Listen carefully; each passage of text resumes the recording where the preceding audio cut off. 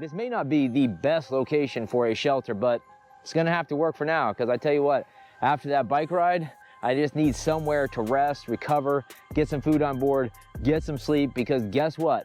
Once that sun goes down, I'm back up and on the road.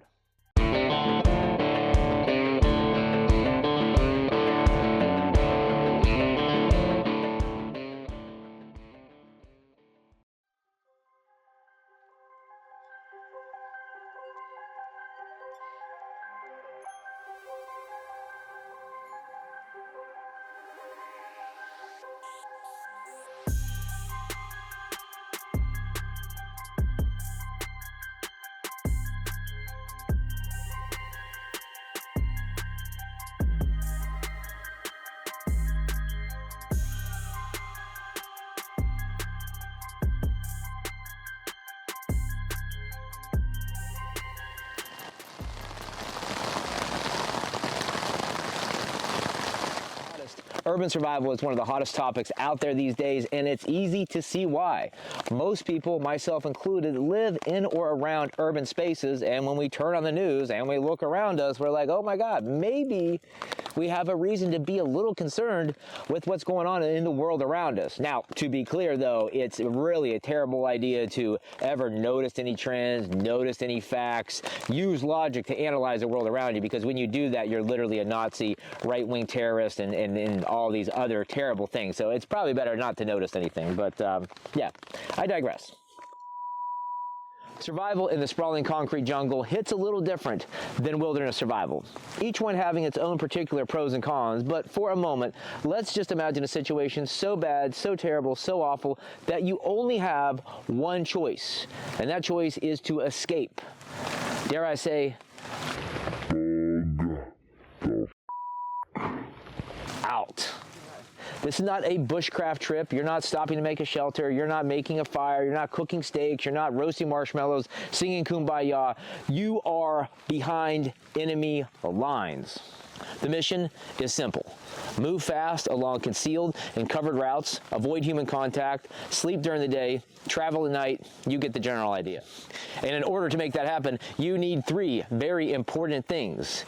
Number one, and most obvious, you're gonna need a good old bug out bag, right? Secondly, you're gonna need some form of transportation, and hopefully that's not your feet. And number three, you're going to need an unstoppable will to survive. Oh yeah, and before I forget, it's probably a good idea to have a plan, training, route recon, and a bunch of other factors that go into an actual bug out operation. But I'll save that for another video. Okay, let's get rolling.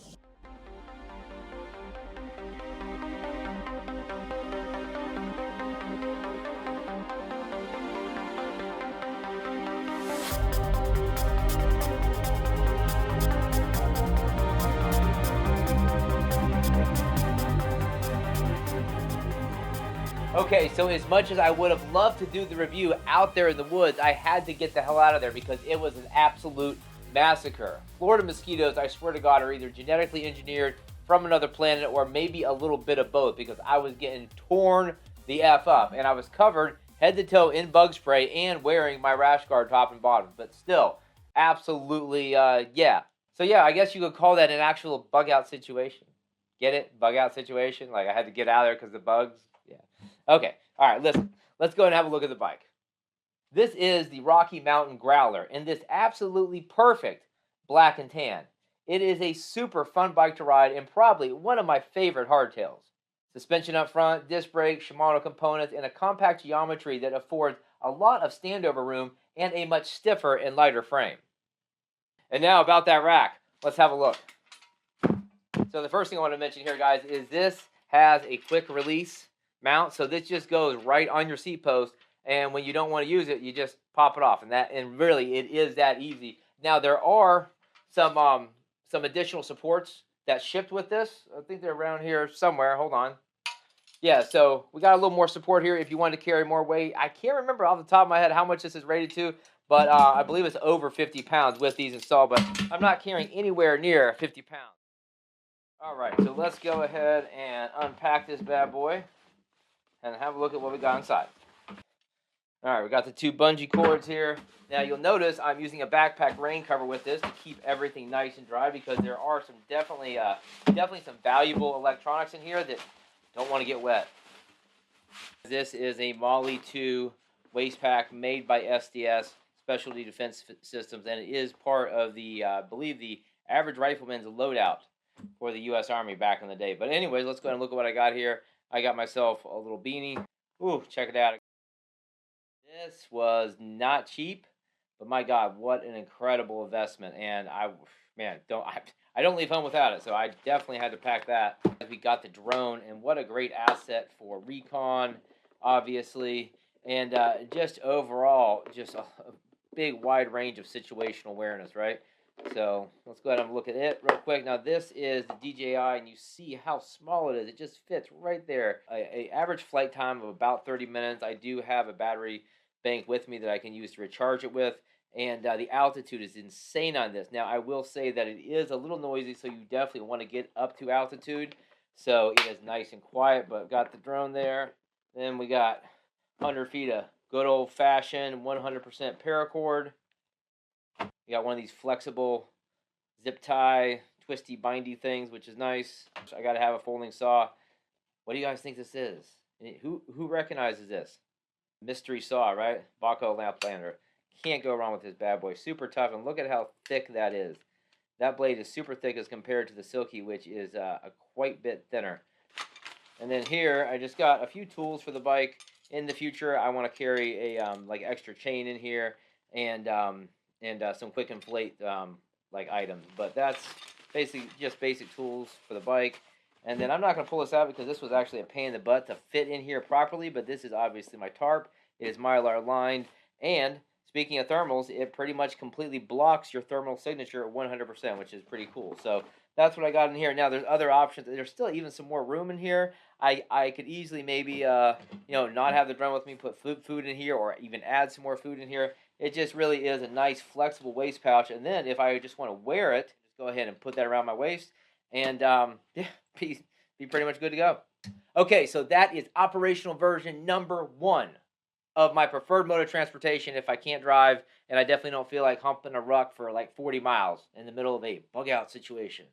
I will be following up in the future with a dedicated video all about this bike, the upgrades I've made, and the overall experience I've had building a bug out vehicle. Now let's go ahead and switch it out to the pack. So yeah, I thought I was real cool. I made up my own acronym. SLAP. Find assault pack. Call it a bug out bag, call it a get home bag, call it a bailout bag. I don't care. This is what is designed to sustain me for 72 hours without resupply. Good old classic bug out bag definition. This bag is made by Haley Strategic and can be worn standalone or attached to any PALS nylon-based system. So I'm talking plate carriers, other backpacks, assault vests, things of that nature. But of course, you can just wear it standalone like what I have here. Now, I'll let you know in advance that the price tag on the flat pack is kind of steep. So the big selling point to me was the fact that it is expandable in size. Plus, of course, it's super low profile and doesn't attract nearly as much attention as some of my larger bug out bags. Another detail to mention about this pack that was a huge selling point to me was the fact that it is completely customizable on the inside because it utilizes all Velcro.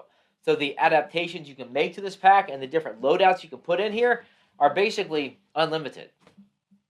Darwin would definitely give this an A+. Okay, let's go ahead and get back on track and check out what I actually have packed in this particular loadout. You'll see here that I have everything beautifully organized thanks to my OCD, which is, I would consider to be a superpower, to be honest with you. We're going to have a high-level look at the items that constitute the 5 C's, but you'll be able to find more details about this in a dedicated blog post. Just be sure to scope out the pinned post and description for those details and a complete packing list as well.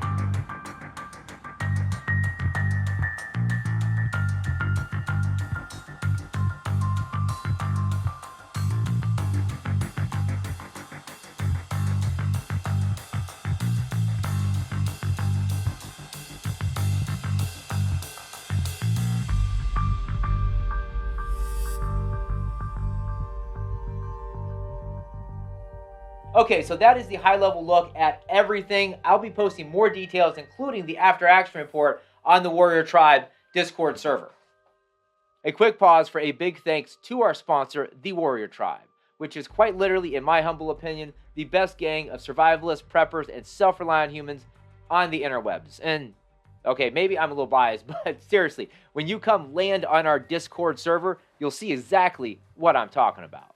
We have literally everything covered, from urban survival, bug-out bags, personalized fitness coaching, live events, EDC chat, prepping, gaming, breaking news, and guess what? Since we're on Discord, there is no algorithm harvesting your soul, feeding you up a bunch of ads and propaganda. So that's always a bonus. Get more details down there in the pinned post, and I will see you there. Now, let's get back to the video. Now let's go ahead and pull it all together and talk about the high-level 3 components that make up this survival kit. There's the bag, there's the bike, and there's the drone. And I'm counting the drone in there because it is just such a vital asset. Okay, so cool. We got the gear. That's great. But what good is this gear unless it's actually tested and proven and then evolved? That's better known as actually training with your gear. Yeah. For you slackers out there. And the reason why you would train with these key components is because you want to make sure that everything works.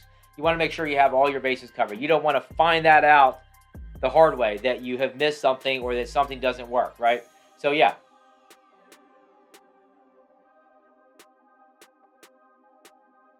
The first step in my training cycle is to pack the bug out bag.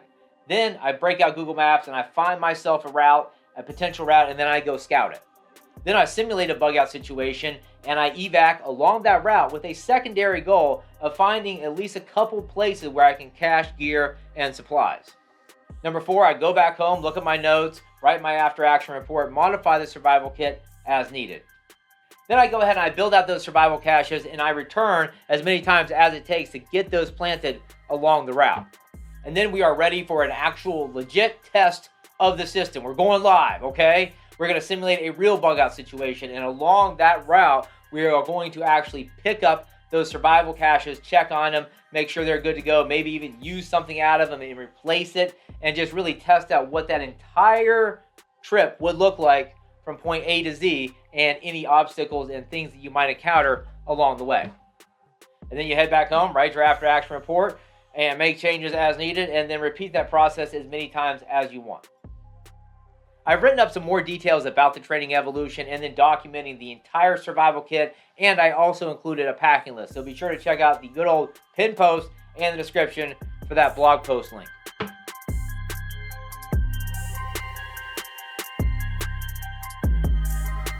so there it is, a high-level look at my entire survival evacuation strategy. Please just keep it on the DL, practice OPSEC. I would hate if somebody found out about this, right? So just keep it between you and I. Now, maybe you thought, why didn't this dude talk about an electric bike? Well, I checked out the electric bikes. First, I was really excited about it. Then I found out they weigh like 40 pounds. The battery life sucks. And nobody wants to get stuck pushing a bike up a hill or moving over obstacles that weighs like 40 pounds. Oh, yeah, the price tag wasn't exactly too nice either. So, I don't know. Maybe in the future, that might be an option for me. But for now, yeah, it's just good old-fashioned pedal power. So thanks for watching, and by the time that this video actually gets produced and uploaded, I'm pretty sure I will have broken 50,000 subscribers, which is just absolutely insane. I can only thank myself for that. And you, 100%, and God, of course, right? So, yeah, I think that's pretty freaking awesome. So what 2024 has in store, aside from Israel and Hamas absolutely genociding the hell out of each other, I don't know, but things are looking bright.